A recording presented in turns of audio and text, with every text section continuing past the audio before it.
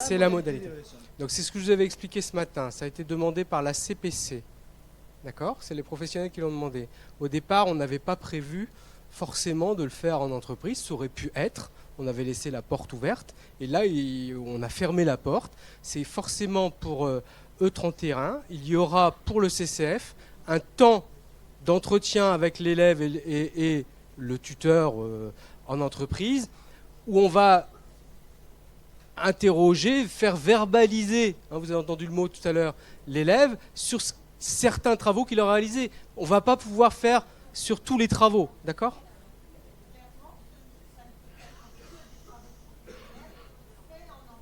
Non, non, non, non, non, non.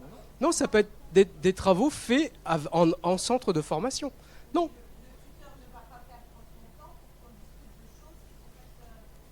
C'est pas une question de perte de temps, c'est une question de co-formation.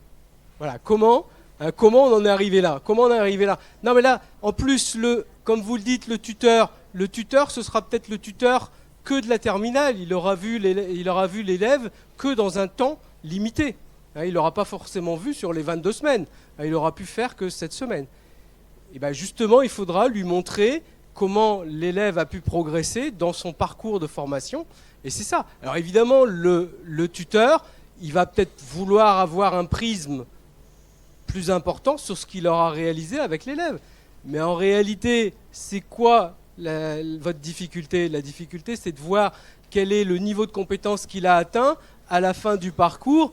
Est-ce que c'est significatif pour le tuteur d'avoir eu tout le parcours de première, par exemple, pour voir comment il en est arrivé là? Ce qu'il voit, lui, dans la réalisation qu'il aura faite avec l'élève, avec le stagiaire, c'est de voir à quel niveau il est arrivé. Et c'est bien de ça dont il s'agit. Oui. Oui. Oui. Ça sera à vous de les créer. Ouais. Non mais, on dit il n'y a pas forcément de trace écrite, mais les travaux professionnels, comment vous allez les montrer? C'est-à-dire qu'il faut quand même qu'il y ait une trace, c'est ce qu'on a dit ce matin. S'il n'y a pas de trace, ça veut dire qu'il n'y a pas forcément une formation telle qu'on l'a entendue ce matin. D'accord? Mais ça, c'est justement la chose à envisager avec le tuteur. Encore une fois, vous allez voir différents tuteurs, c'est ce qu'on disait. Vous allez avoir le tuteur qui va arriver en fin de parcours et il va falloir pouvoir lui montrer.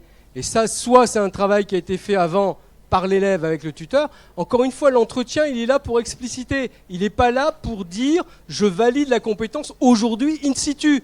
Puisque, s'il vous plaît, que ce soit le formateur ou le tuteur en partie, ils auront suivi l'évolution du candidat, je vais l'appeler candidat aujourd'hui, du candidat, et ils sauront à peu près où il en est. Simplement, c'est qu'on prend un temps où on va faire parler, comme on le fera en ponctuel. En ponctuel, il y a un moment, on va revenir dans un entretien où on va faire la même chose sur des choses qu'on ne connaît pas en plus, hein, puisque ça va être les fiches qui vont nous avoir. Le tuteur, c'est le tuteur dans la phase finale, c'est le moment où on va faire l'évaluation. L'entretien en entreprise est là pour à la fois faire parler l'élève sur son parcours de compétences, en fait, hein, de développement de compétences, et puis c'est l'entretien professionnel. Mais là, les professionnels le font. Et après, avec le professionnel, sans l'élève, vous allez faire l'évaluation, il y aura des grilles, il va falloir valider les compétences.